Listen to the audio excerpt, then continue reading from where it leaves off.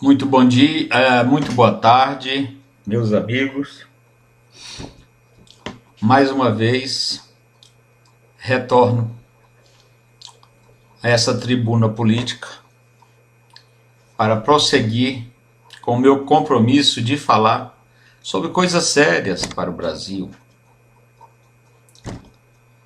né? E aqui para o Distrito Federal, o meu domicílio. Hoje, para não variar, eu vou falar de política. Política que é uma paixão que eu tenho desde garoto, desde criança, desde os grêmios estudantis. A política é um encanto porque não existe vencido em política. Um derrotado em um pleito político pode nascer dali um vencedor no próximo. Haja vista nos Estados Unidos Abraham Lincoln.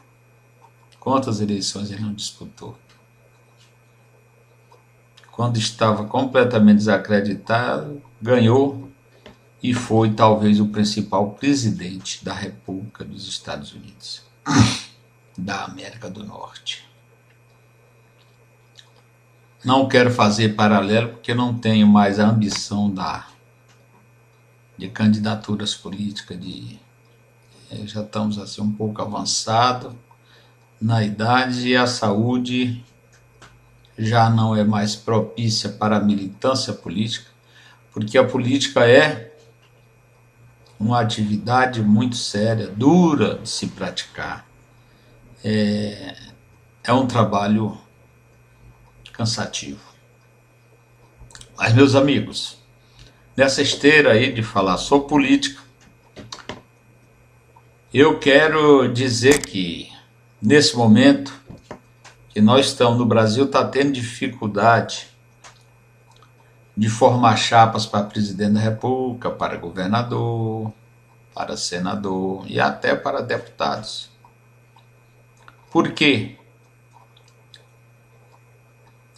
Porque no Brasil foi feito o suicídio político pelos próprios políticos na prática. Eles cometeram politicídio. Politicídio. Uns falam de politicismo na filosofia, que avançou sobre a política, sobre a filosofia, sobre a ciência política.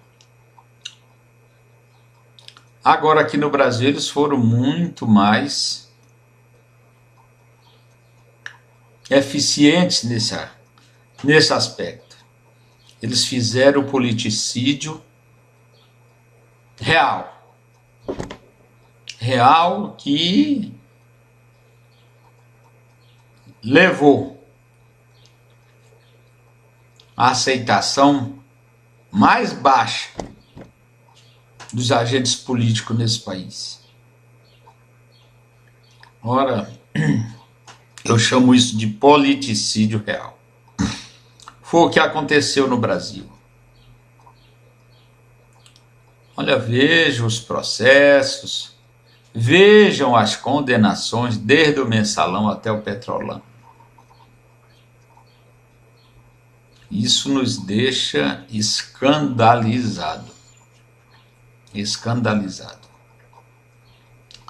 É algo, eu creio que endêmico aqui no Brasil, essa engenharia de destruir o Estado brasileiro.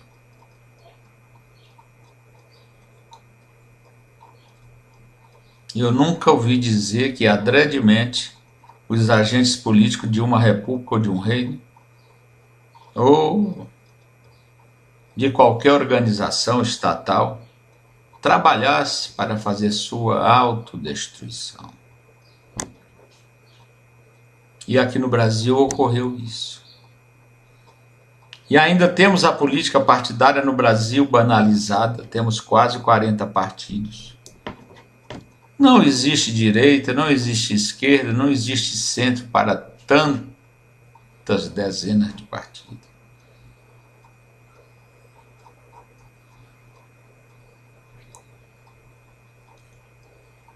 A prática política no Brasil, minha gente,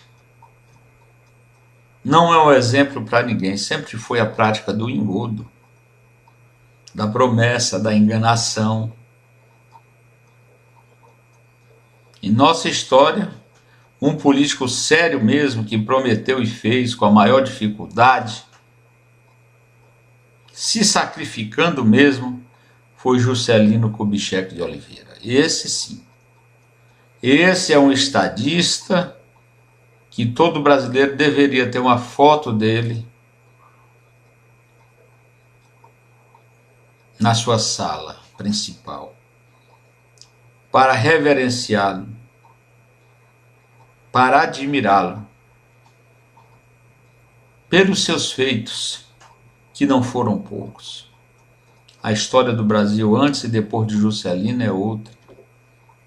A transferência da capital federal, do Distrito Federal para o Planalto Central, com isso ele interiorizou o desenvolvimento do Brasil, que acontecia só pelas bordas, pelo litoral, pela costa brasileira.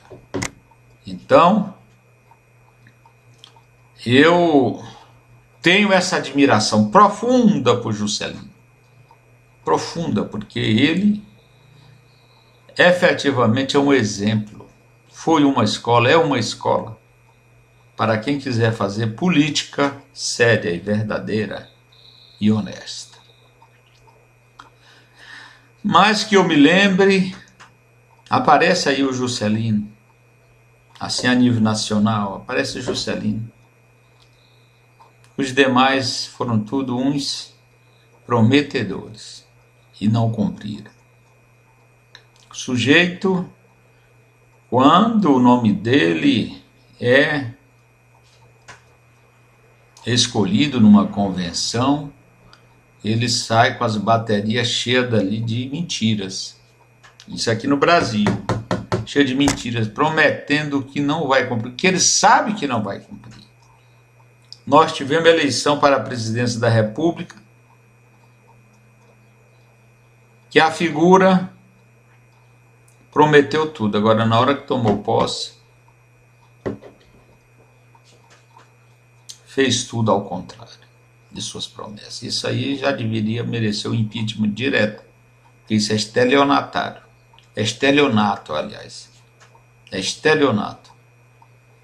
No Brasil e até no mundo, onde tem eleição, onde tem democracia, deveria ter uma lei forte, obrigando o candidato a cumprir, ou pelo menos tentar, de fato, as promessas de campanha. Mas isso não ocorre. E pelos os fatos obscuros que aconteceram no governo brasileiro, na política brasileira, nos partidos,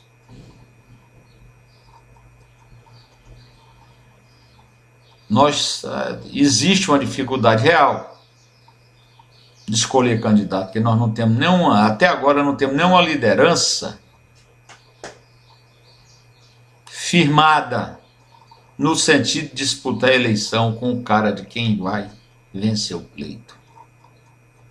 Não tem. Pode até surgir aí, eu não sou nenhum profeta, mas pode até surgir um nome aí que ninguém nunca ouviu falar, que possa ganhar o pleito, como já aconteceu. Pessoa sem nenhum fundamento político, sem base nenhuma, num partideco, ganhou a eleição e deu no que deu. Nós não lembramos muito bem disso, porque foi uma decepção, foi um fracasso para todo o Brasil e até uma agressão para muitos. Minha gente, política é coisa séria, eu tenho dito aqui, por isso que eu chamo essa tribuna política. Aqui não é política partidária, aqui eu estou falando da ciência política, da filosofia política e da política em si, na prática. A política, ela movimenta, ela move a cidadania de A a Z, Presidente da República eleito chega no governo com autoridade para nomear seus ministros e fazer, se quiser, uma reviravolta na administração pública. Então, para que esse sujeito chegue ao governo, esse candidato seja eleito, nós brasileiros temos que pensar, temos que meditar, temos que pesquisar o nome da pessoa em quem vamos votar. Porque nós não podemos votar no escuro, tem que ter um mínimo de credibilidade, um mínimo de certeza, pelo menos, que o nosso candidato é escolhido não seja um bandido, uma pessoa mentirosa, que não vai cumprir nada do que prometeu. Porque esse sujeito foi eleito é porque ele prometeu e o povo acreditou. E o povo acreditou. Agora no Brasil, pelo que vimos, nós temos no espectro político brasileiro uma escória, que a maioria acorre para um partido político visando primeiro o fundo partidário, depois se eleger para tirar proveito pessoal. Isso tem acontecido aqui no Brasil, veja as manchetes de jornais. Os escândalos, isso aqui eu não estou inventando não, eu até gostaria que não fosse assim, porque para mim é uma decepção muito grande ver algumas pessoas que eu pensava que fossem corretas, estarem até presas e em vias de serem presos por malfeitos costumeiros na política brasileira. É isso que acontece. Por isso mesmo nós estamos tendo dificuldades de ter candidato a presidente da República, sérios, candidato a governadores, candidatos gerais nessa eleição geral. Não está sendo fácil. Não está sendo fácil porque o povo, ele sabe que já está escolado com isso. Até nos locais mais atrasados do Brasil, nós estamos vendo a Rede Globo tem feito uma campanha aí para saber qual é o Brasil que eu quero no futuro, como está lá. Dos grotões mesmo, a gente tem visto vídeos aí dizendo que o principal atributo que eles esperam no político é a honestidade. Eles almejam um político que não seja corrupto para conduzir uma prefeitura, para ser um vereador, para ser um governador, para ser um deputado estadual, para ser um deputado federal, para ser um senador, para ser um presidente da República. Então essa consciência de que o atraso brasileiro está contido no cupim da corrupção já existe no Brasil. Então, vem daí a dificuldade de se formar uma chapa para presidente da República, para governador e até para o Senado e para deputado. Tem dificuldade porque para você tirar hoje nos partidos políticos um nome limpo, uma ficha limpa para apresentar ao povo brasileiro, está muito difícil. Está muito difícil porque os expoentes da política brasileira estão todos cravados com pecha de corrupto, da corrupção. Isso aí é uma epidemia na política brasileira. Não salva ninguém, nem do norte, nem do sul, nem do sul, nem do norte, nem do leste, nem do oeste. Você vê que essas operações que fazem aí, cada vez mais descobrem coisas horríveis. Eu falo muito aqui do Rio de Janeiro, mas não poderia deixar de falar, porque o Rio de Janeiro foi assaltado, a sua política, o seu governo, os seus governos foram assaltados por uma bandidagem terrível, que hoje estão todos aí, muitos deles na cadeia e outros esperando ali já na porta para abrir a porta e mandá-lo para dentro da cadeia. Porque o Rio de Janeiro foi falido. O Rio de Janeiro, lá eles praticaram mesmo o politicídio real. O povo do Rio de Janeiro tem que meditar muito antes de votar, porque aquela escória que tomou conta lá do governo do Rio de Janeiro, o povo do Rio de Janeiro não tem mais o direito de retorná-los para postos de governo. Tem que ser todos reprovados,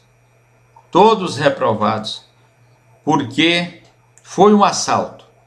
Hoje o Rio de Janeiro, como todos sabemos, não tem condição de pagar sua folha de pagamento, não tem condição de pagar seus aposentados, não tem condição de pagar seus contratos essenciais para o funcionamento do Estado. O Rio de Janeiro hoje vive mediante o favor da União, ou seja, nós, o povo brasileiro, estamos bancando a safadeza dos bilhões de dólares que roubaram lá no governo do Rio de Janeiro. E a gente é que não dá para falar de um não, porque ali foi uma coisa geral. Nós estamos vendo e percebemos que eles queriam o Estado para si, se apropriaram e, como marginais, entregaram o Estado do Rio de Janeiro a marginais. Hoje lá ninguém se entende. Agora mesmo esse dia na Rocinha, diz que teve um tiroteio lá, de guerra mesmo, foram 7 horas de estampido, de descarga, de metralhadora, de fuzil, de pistolas. Meu Deus, como é que aquele pobre povo vive no Rio de Janeiro? Assim também, bem como lá em Belém do Pará, o Brasil está infestado. Os grupos criminosos tomaram conta. Isso foi a começar pelos palácios. Por quê? Os colarinhos brancos roubam na tranquilidade da gravatinha de pendurada e com o selo do governo que participa. Agora, em vez de fazer o que tem que fazer para o bem geral, para o bem comum, para o bem coletivo, faz o que nós estamos cansados de ver na televisão, que é todo dia operação disso, daquilo, e que não tem fim. É uma decepção. Eu chamo isso politicídio real. Não é o filosófico matando a ciência política, não. É o politicídio real. Aliás, foi suicídio, porque eles nunca sonharam que fosse acontecer o descortínio que teve. A cortina foi puxada e foi mostrado eles nus. Os reis estão nus. É o que acontece hoje no Brasil. É porque cada um daqueles que estão envolvidos em milhões e bilhões no BNDES, na Lava Jato, no Mensalão, são pessoas que tinham conceito, eram eleitas, mas sentadas lá diante do tesouro, com a faca e o queijo na mão. O que eles faziam? Deduz aí. Veja na Bahia o que foi encontrado lá, em um quartinho lá, no apartamento vagabundo, foi encontrado 51 milhões de reais. Quem foi que angariou? Quem foi que pegou todo aquele dinheiro? Minha gente, aquilo ali, no hospital, aqui em Sobradinho, Distrito Federal, seria a redenção. Em qualquer hospital de Salvador também ajudaria demais. Em qualquer lugar, 51 milhões de reais. Que aquilo ali é dos nossos impostos, é do dinheiro do povo. 51 milhões para uma cidadezinha lá do sul do Maranhão, que morre à míngua de tudo. Seria uma fortuna para a cidade, acudia todo mundo. Isso em qualquer lugar, na favela, nas favelas, no interior.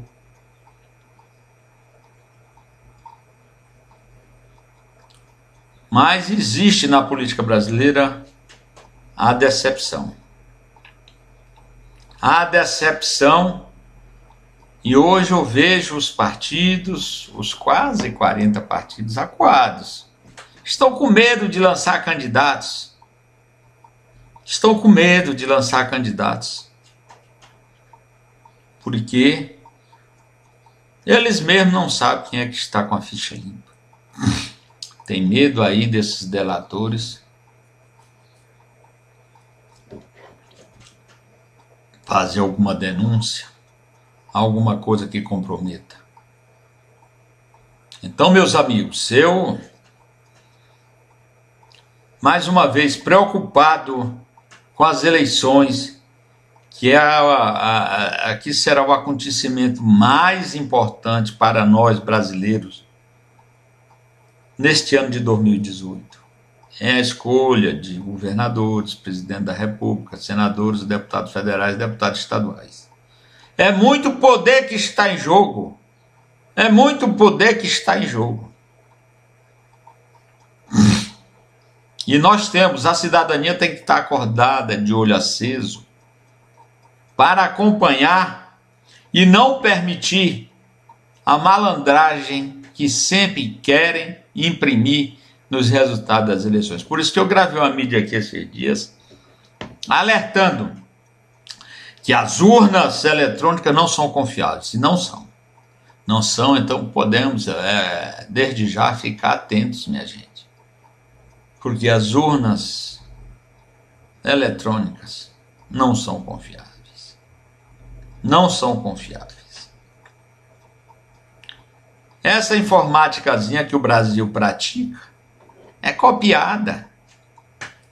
É copiada lá dos centros mais avançados. E eles têm capturado no sistema deles toda a nossa criptografia. Eles entram. Vejam vocês que até nos Estados Unidos estão acusando de interferência lá nos resultados. Agora imagine aqui, uma urninha eletrônica aqui no Brasil. Eu não confio. E acho que as urnas eletrônicas não são confiáveis. O modo de votar mais seguro seria ainda nas cédulas eleitorais. Não importa, os Estados Unidos votam na cédula eleitoral, que é o país mais evoluído do mundo, agora eles são mais evoluídos do que nós, não são não.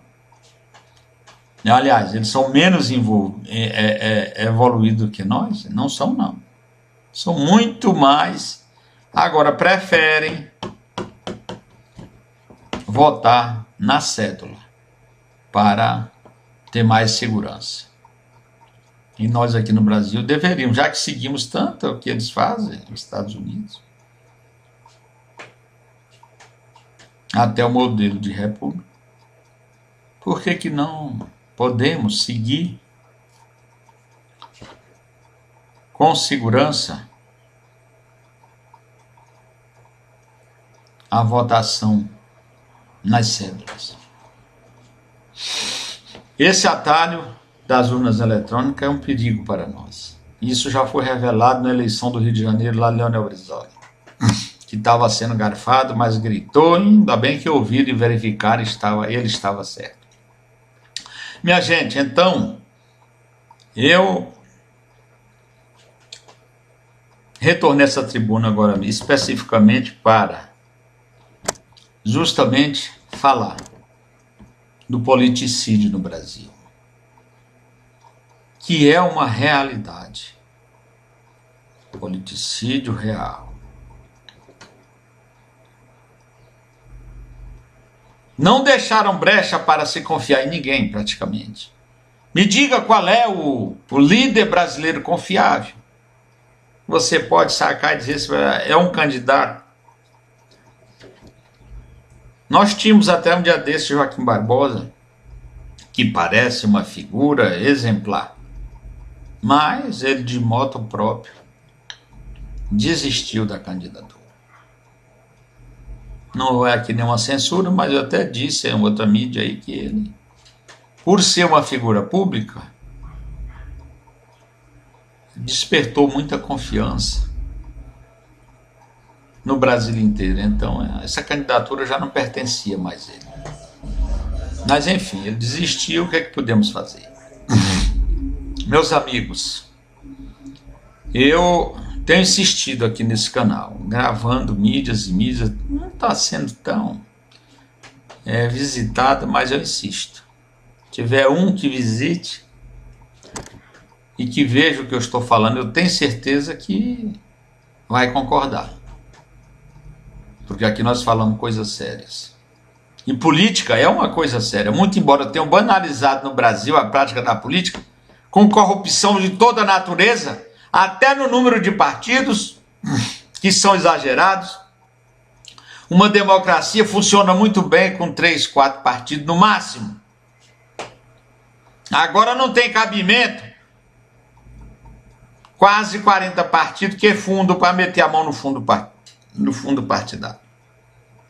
É isso que ocorre, é isso que acontece. Então, meus amigos, vamos ficar atentos para essa salada aí de letrinhas que chamam de partido político e votar naqueles que a gente tenha um mínimo de segurança de votar em uma pessoa séria, que não vá nos surpreender depois, prejudicando a todos. Muito obrigado.